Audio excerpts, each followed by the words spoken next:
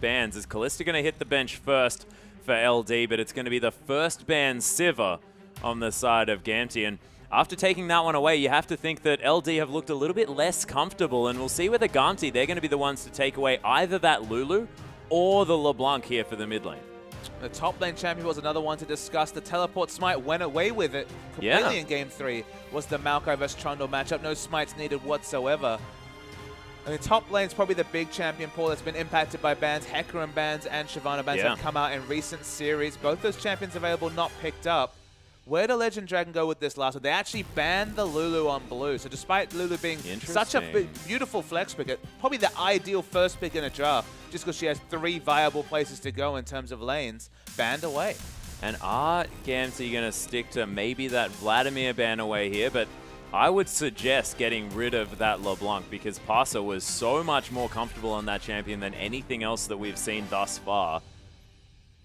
We'll see whether that is going to be the option here. Of course, Xiaohu might want to just prove himself with a different option, but they've only got 4 seconds here. Let me go to make the decision. It is going to be LeBlanc hitting the bench, and LD now have the opportunity to take that first pick. And Rek'Sai's available, Janna's available, Sejuani, another huge power pick going to be available as well. And Avoidless has played a heck of a lot of that recently. And the first game here in the promotion tournament so far, we're going to see him on that Sejuani. We'll see how he performs here as Gamtee now going to answer with a couple of picks of their own. Huey going again for the early pressure, and against Sejuani, this is a much better option because he's going to have a monopoly over the early jungling phase. I mean, the skirmishing, level 2, level 3, definitely going to be in the advantage of Huey. Vladimir is the one interesting champion that's made it through the picks and bans so far. Has been a very contested early pick. People are happy to throw that in the mid lane especially. Look at the prominence of Jinx though. Jinx has been on the winning side, I believe, 100% of the times today. Was a contested pick in previous series. The return to Gragas. You see engage from LD in their first pick. You go for the ultimate disengage support in Gragas.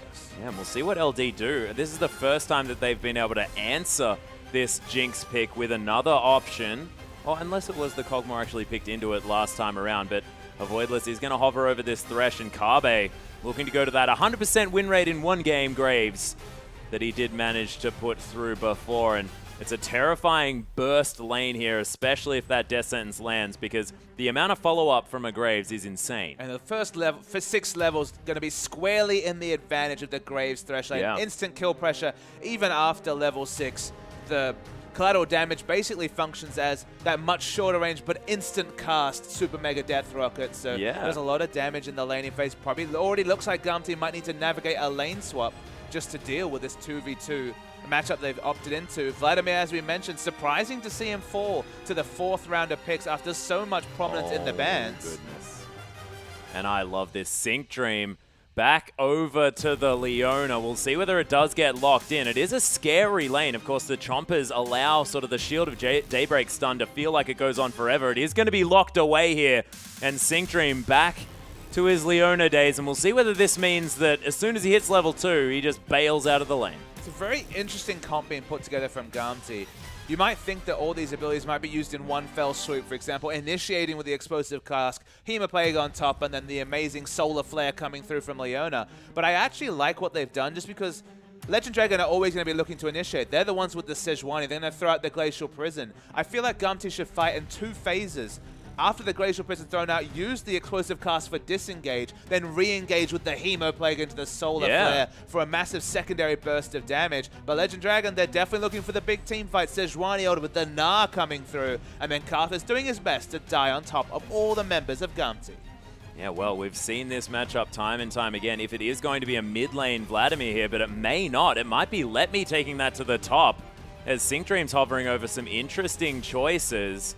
And how do you feel about sort of an 80 carry mid like Lucian or Ezreal into the Karthus? Very painful for Karthus, the laning phase, but Vladimir already has a strong laning phase against Karthus. They already had Legend Dragon opt into a poor laning matchup. I mean, the Lucian will definitely smash Karthus in lane. That's just the reality of the Lucian pick coming through. And they're going to lock it in. My favorite of the off-meta picks is this Lucian mid from Xiaohu. It's an adjustment of his Ezreal mid. You saw them considering the Ezreal, but of course, Lucian can push the wave much better with the piercing light. Has a lot more lane control and plenty of kill pressure on this Karthus. But, I mean, LD's team comp still looks fantastic. So much AoE damage and AoE CC here as well, what with the Glacial Prison and the Gnar. If both of these teams are going to go head-to-head in a team fight situation, we could have a really explosive one on our hands. And that's the kind of the weird thing about this Vladimir pickup is that both the Explosive Cask and now the Solar Flare are probably going to have to be used defensively. Why would you opt into a team fight with low base health members like the Lucian, like the double 80 carry lineup they have against a Karthus comp? It looks like teamfight is definitely going to be at a premium for Gamtee. They're going to try and rotate down, take a lot of structures because Gnar, Sejuani, Karthus, crazy teamfight from LD. Yeah, and crazy sort of just, I want to get in your face. They press all of their ultimates and things will just tend to work. I mean, locking down a whole team in order to gnar them into a wall is a terrifying prospect, and that could be something that happens this game. We're going to go over the lineups, of course, finishing off with Syncdream versus Southwind, the Leona versus Thresh, a matchup of old here, considered somewhat interesting for Leona in the early few levels, but as soon as that Solar Flare comes in a 2v2 situation, you just can ult that one away. But ladies and gentlemen, we're going to waste no time. Let's get onto the Rift.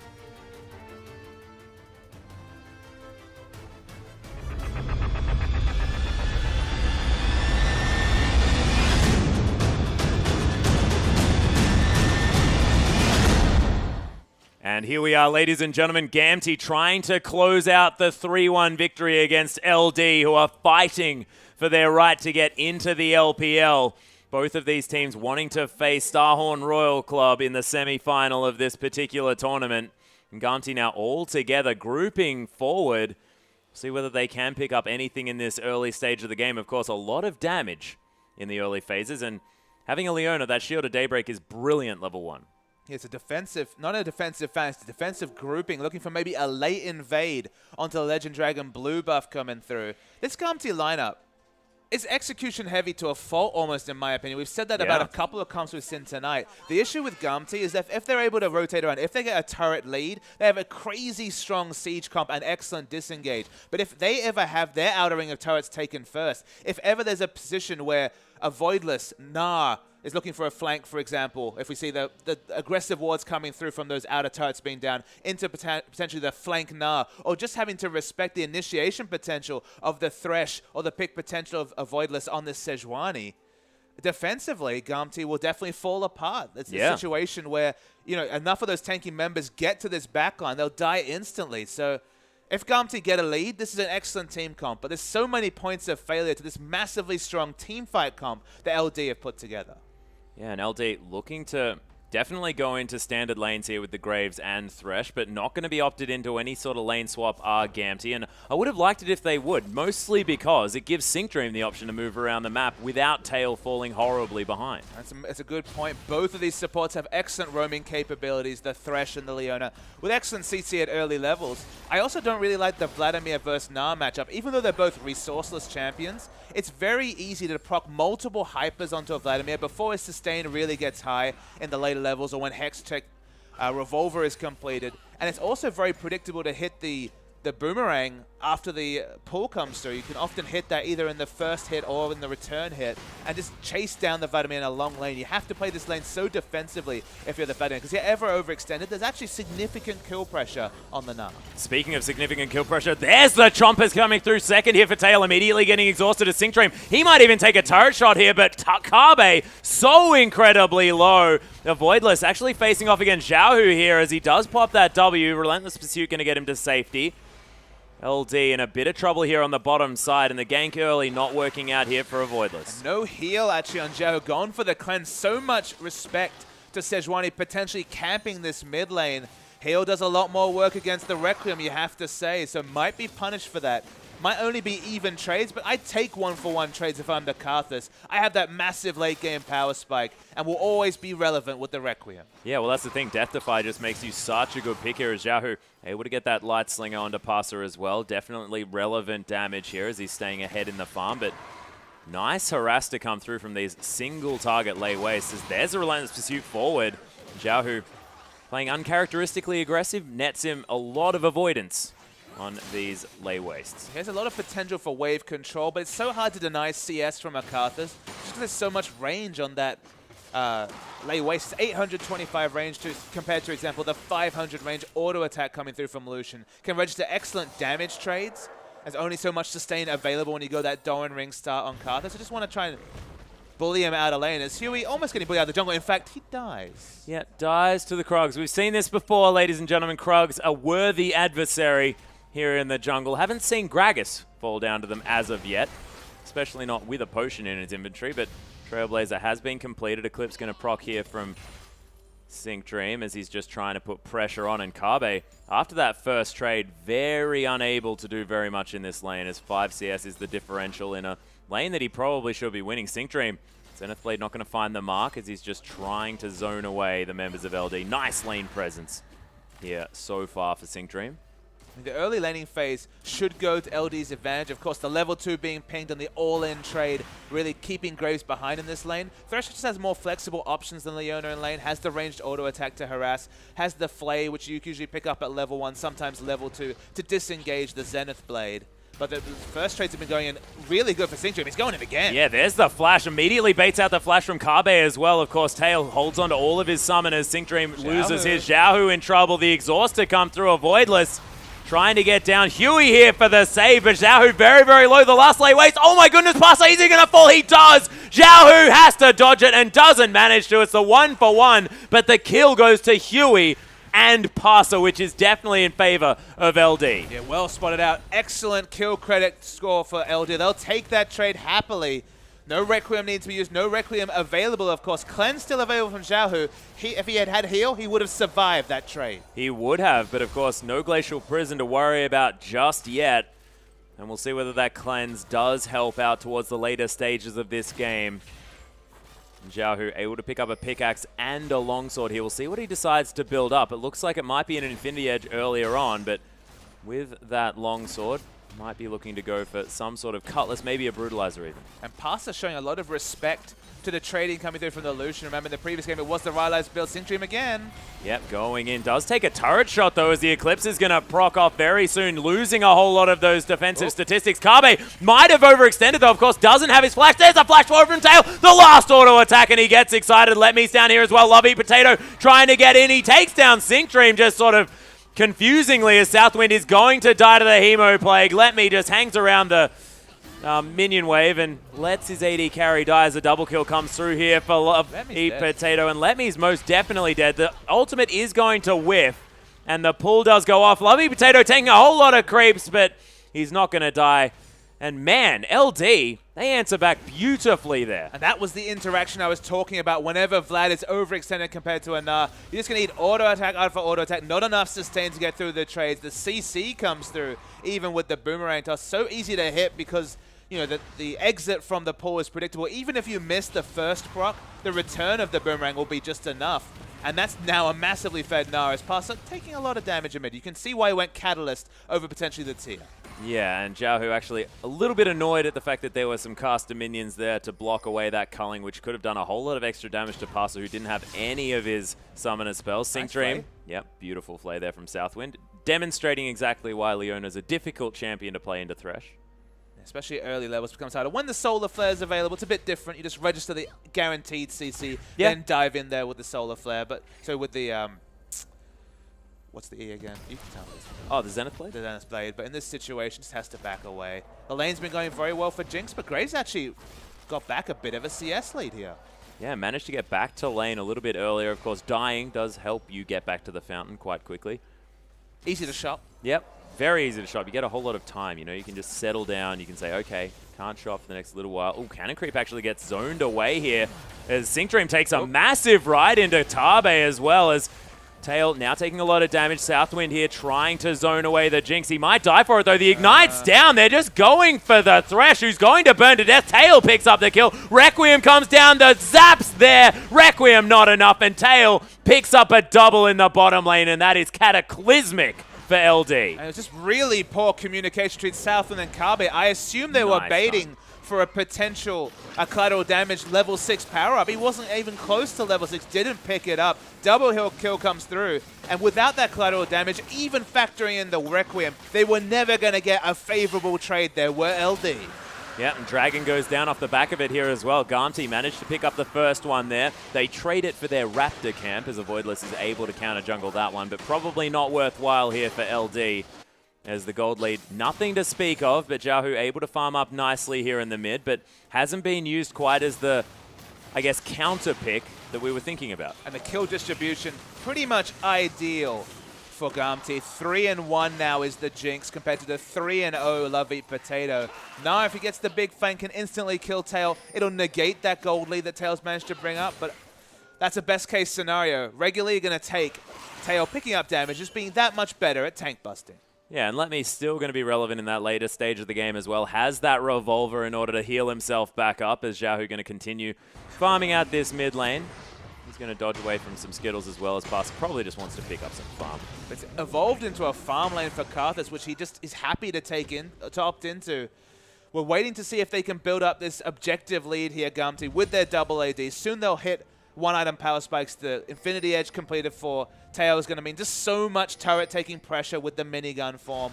Xiaohu's going to be able to spam out those spells with blue buff and also have a lot of turret taking pressure. But that's the onus is on Gamtee to take this game early. 400 gold lead, a kill up, not a lot to speak about. But if they don't get that objective lead, I mean, there's just so many options for LD to win a fight.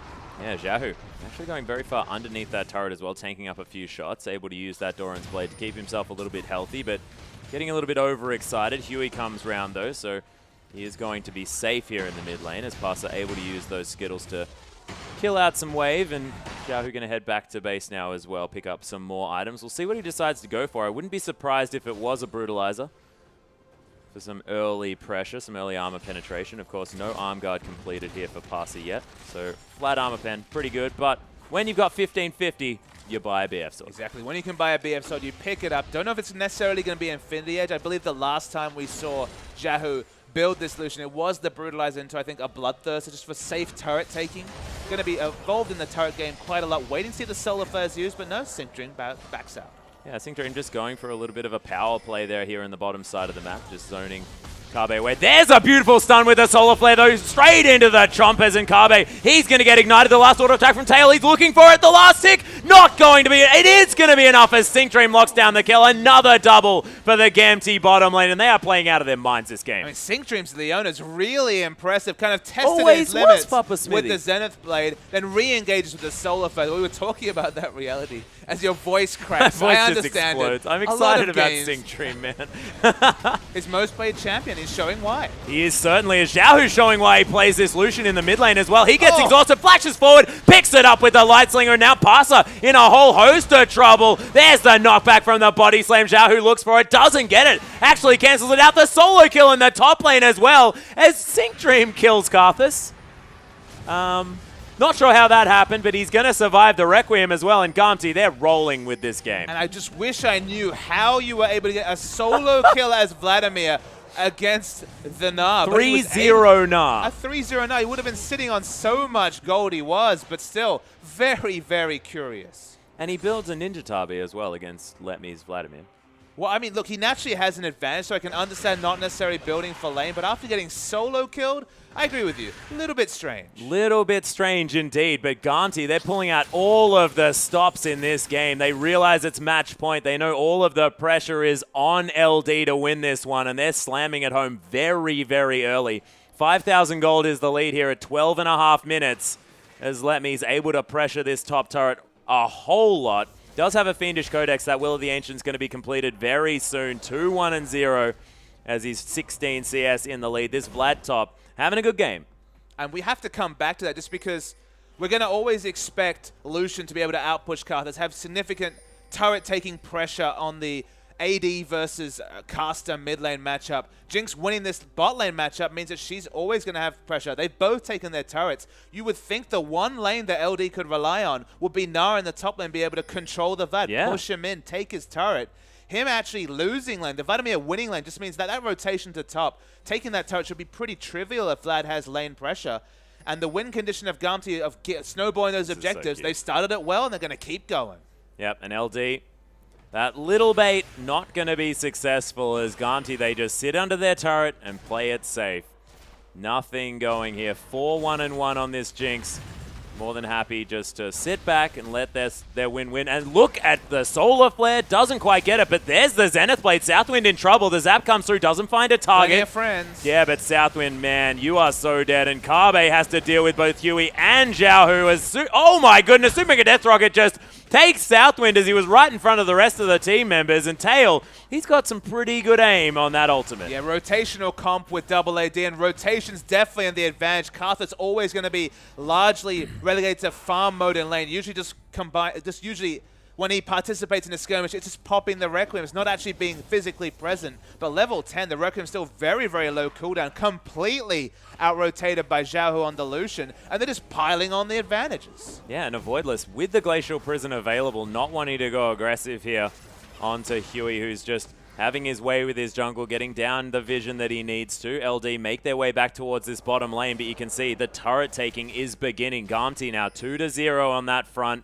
6,000 gold in the lead at 14 minutes is Letme. He's going to continue the trend. The top lane outer turret going to fall down, and if anyone's happy to sit on an island, it is Vladimir. I mean, Vladimir doesn't take Ghost Flash like he wants to, but still wants to be sprint pushing more often than not. Gamtee explode the Dragon between the Lucian and the Jinx. That's 2-0 in Dragons, so that's basically every objective to speak about. 3 outer turrets, 2 Dragons. This is the picture-perfect way to play a double AD comp in the early to mid-game. Yeah, and if there's a team that's practiced at playing double AD, whether it's Xiaohu on the Lucian or the Ezreal that he's shown so much prowess on, this is largely where Gamtee get a lot of their leads. Nice wall up there on the top side as Letme does get gnarred into the wall, doesn't get stunned for it though, and look at his health regen. I love Potato. Oh my goodness, Avoidless, he comes around. There's the Hemoplague. He's held onto the pool for so long as Avoidless misses the Arctic Assault. Lovey Potato, is he going to fall? No, he's not. And the 2v1 does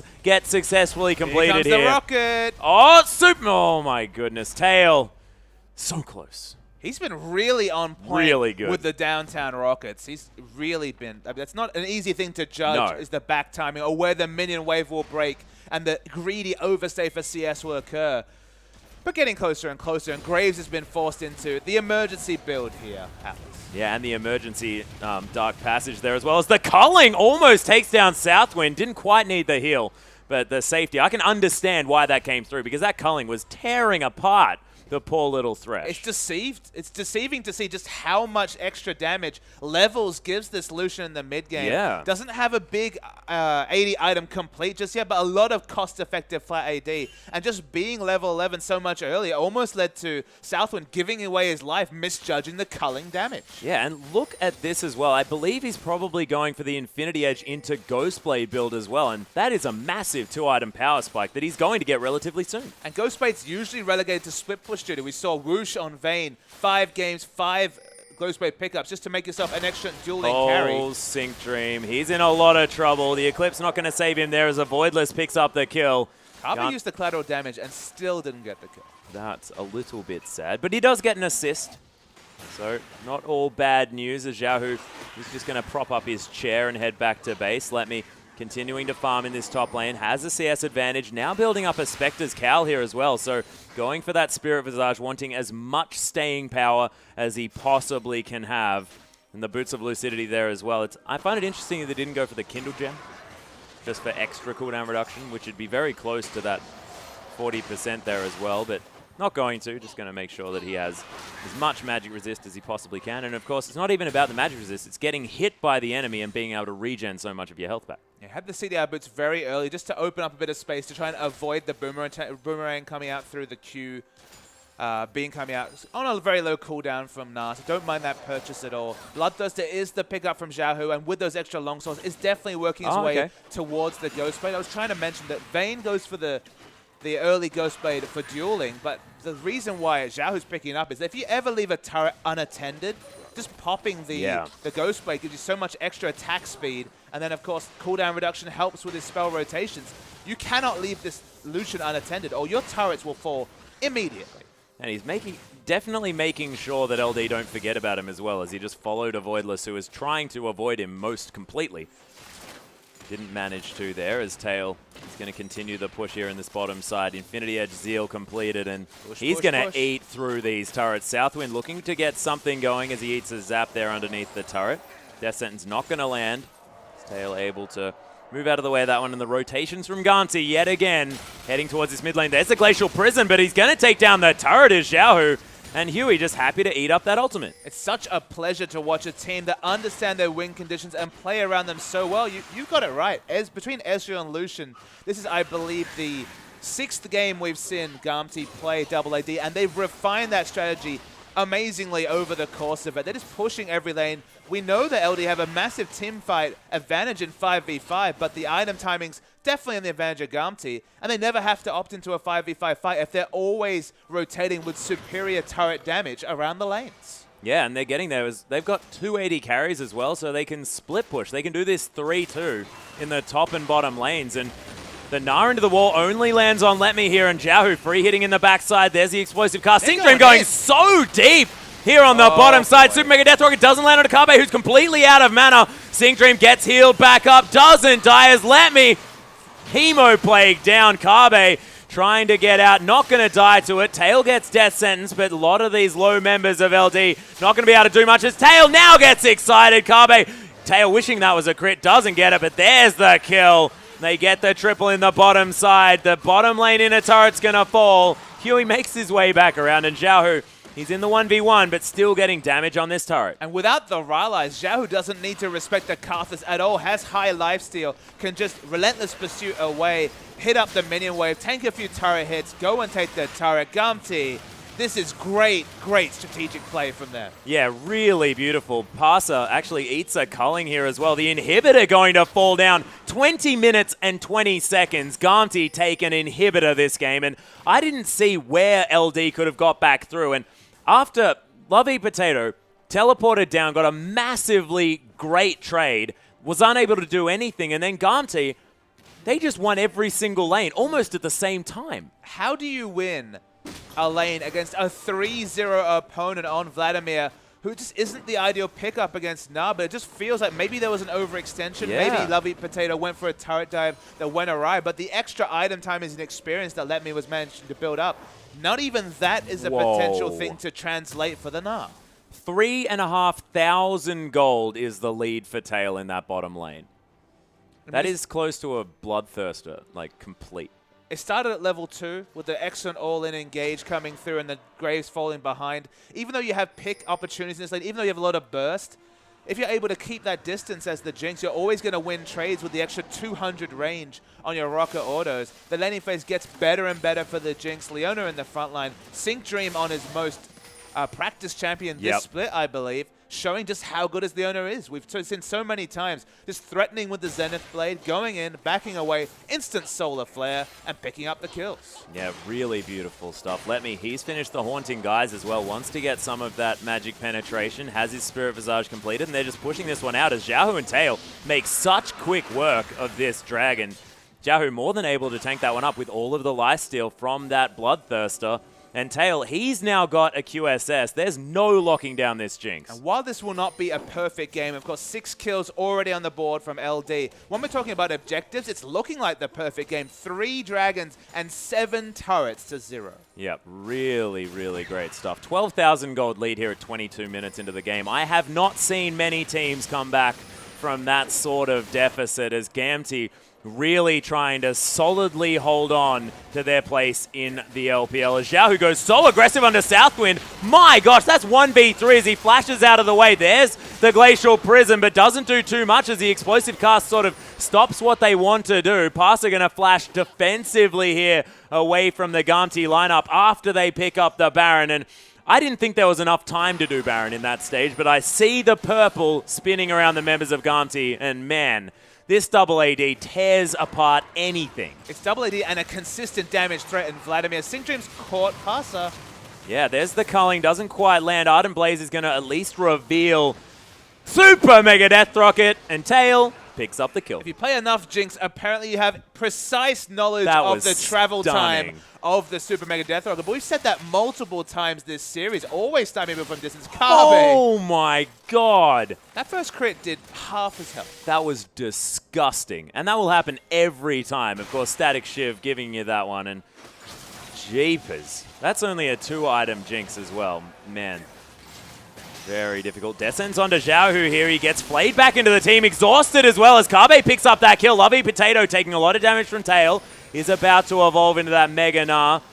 Tail has a whole lot of AoE damage, and they get the pick up onto Xiao, who was overly aggressive, but they're probably going to lose an inhibitor. Exactly. 1 kill for losing one of your major objectives, your inhibitor turret. There's the Big Gnar. Big Gnar into Lovey Potato as well, but he takes the Lantern out of here as a Voidless tries to look for something. Look at the AoE damage. Let me doing so much work. Pasa tries to get in position, but Jinx gets excited. Tail takes just sort of an afterthought inhibitor, but the triple kill from Let Me. Monstrous damage there in the back line, and that Hemo Plague must have erupted for so much. They're going to win this game. Let Me sitting on so much gold. Super Mega Death Rocket flies forward, and LD unfortunately not going to progress, but Gamtee really deserving of this victory. And just a pleasure of a series to cast Atlas. LD in their one victory, understanding their win conditions and executing on them. In the last 2 games, and particularly in this game, I have not seen such a cleanly played double AD comp in the whole of this LPL. But we're talking 280 games or so that we've cast so far in the LPL. Lucian, Jinx, not the traditional double AD, but you can see why they open up Lucian. Excellent turret taking ability, much more lane control around level 6 and onwards for the Lucian. So more options than an Ezreal in that situation. So the move to Lucian seems to be suiting Gamtee. 2-0 with that mid Lucian. I mean, 7 turrets to 0, 3 dragons to 0, and a Baron. Every single objective goes straight to Gamtee. Yep, really beautiful stuff. But ladies and gentlemen, Gamtee have now progressed to the semi-final against Starhorn Royal Club. We are going to have another match coming up. It is, of course, the playoffs for the LPL, a massive one. LGD taking on OMG, but it is going to be at 7 p.m. We've got about an hour to wait until that one comes up. But guys, go and get yourself something to eat, get a drink, and then come back to watch that one. It is going to be a gigantic series, and we'll see you then.